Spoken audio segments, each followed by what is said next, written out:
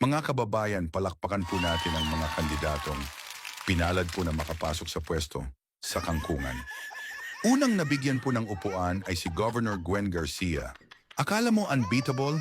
Tinambakan ni Pam Baricuatro. Pangalawa, si Attorney Google Dan Fernandez. Naka-free data lang, kaya di ma-search ang panalo.